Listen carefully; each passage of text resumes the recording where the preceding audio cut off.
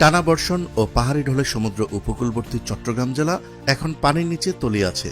জনজীবন বিপর্যস্ত হয়ে পড়েছে এবং দুর্গত মানুষের দুর্ভোগ চরমে পৌঁছেছে। অনেক ঘরবাড়ি হাঁটু থেকে কোমর সমান পানিতে ডুবে আছে। অনেক কাঁচা ও মাটির ঘরবাড়ি পানির তোড়ে বিধ্বস্ত হয়েছে। বৃষ্টি ও দফায় দফায় পাহাড়ি ঢলে চট্টগ্রামের বন্যা কতটা ভয়াবহ হয়ে উঠেছে তা জানাবো আমাদের সহকর্মী নজরুল ইসলাম শিকদারের ভিডিও চিত্রে। চলুন শুরু করা যাক। গত রোববার থেকে টানা বৃষ্টি ও পাহাড়ি ঢলে চট্টগ্রামের সাতকানিয়া, লোহাগড়া, চন্দনাইশ ও বাঁশখালীর অনেক জায়গা প্লাবিত হয়েছে। এই বন্যায় চট্টগ্রামের সবচেয়ে বেশি ক্ষতিগ্রস্ত হয়েছে সাতকানিয়া ও বাঁশখালী উপজেলা। সাতকানিয়া উপজেলার বিস্তীর্ণ এলাকা এখনও প্লাবিত। সাতকানিয়া পৌরসভা উপজেলার 17টি ইউনিয়নের কোনোটির পুরো অংশ, আবার কোনোটির আংশিক পানিতে ডুবে রয়েছে। সাতকানিয়া উপজেলা প্রশাসনের হিসাবে প্রায় 4 লাখ মানুষ এখনও পানিবন্দী। সাতকানিয়া অংশে সাঙ্গু নদীর পানি এখনও বিপদসীমার 19 সেন্টিমিটার উপর দিয়ে প্রবাহিত হচ্ছে। কেরানীহাট টু বান্দরবন মহাসড়কেও যান চলাচল পুরোপুরি স্বাভাবিক হয়নি। বাঁশখালীতে উপকূলীয় অন্তত 8টি ইউনিয়নের মানুষ এখনও পানিবন্দী। এরই মধ্যে আশ্রয়কেন্দ্রে উঠেছেন অনেক বাসিন্দা, তবে শুকনো খাবার ও সুপেয় পানির সংকটে রয়েছেন বলে জানিয়েছেন তারা। বিস্তীর্ণ গ্রামগুলো বন্যায় তলিয়ে যাওয়ায় সেখানে এখনও বিদ্যুৎ সরবরাহ স্বাভাবিক হয়নি এবং সুপেয় পানির সংকট সৃষ্টি হয়েছে।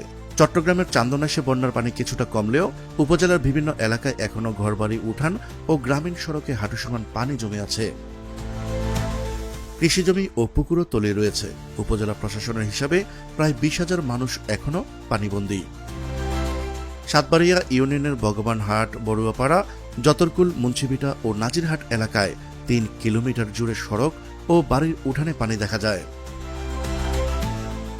কোথাও কোথাও লোকজন সড়কে জাল ফেলে মাছ ধরছেন। স্থানীয় বাসিন্দাদের অভিযোগ, 3 দিন ধরে পানিবন্দী থাকলেও অনেকেই এখনও ত্রাণ পাননি। শঙ্খ নদীর তীরবর্তী দুহাজারী পৌরসভার রায়জোয়ারা ও খিল্লাপাড়া এলাকাতেও একই চিত্র। কিছু কিছু স্থানে ব্যক্তি উদ্যোগে ত্রাণ বিতরণ হলেও প্রয়োজনের তুলনায় তা অপ্রতুল বলে অভিযোগ বাসিন্দাদের। বন্যায় শঙ্খ নদের চরের শত শত একর সবজি ক্ষেত ইতিমধ্যেই পানিতে তলিয়ে গেছে। জেলা প্রশাসক মোহাম্মদ আনোয়ার সাদাত বলেন, বন্যা দুর্গত মানুষের জন্য 400 মেট্রিক টন খাদ্যশস্য বরাদ্দ দেওয়া হয়েছে। এ পর্যন্ত 20,000-এরও বেশি মানুষকে খাবার এবং 2,500 পরিবারকে ত্রাণ দেওয়া হয়েছে। আরও ত্রাণ বিতরণ অব্যাহত থাকবে।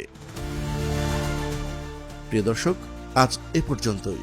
দেখা হচ্ছে পরবর্তী প্রতিবেদনে। ততক্ষণ পর্যন্ত চোখ রাখুন আমাদের ইউটিউব চ্যানেল বায়োস্কোপ এন্টারটেইনমেন্ট ও ফেসবুক পেজ বাংলার চোখে। মহান আল্লাহ তাআলা সবাইকে ভালো রাখুক, সুস্থ রাখুক। আল্লাহ হাফেজ।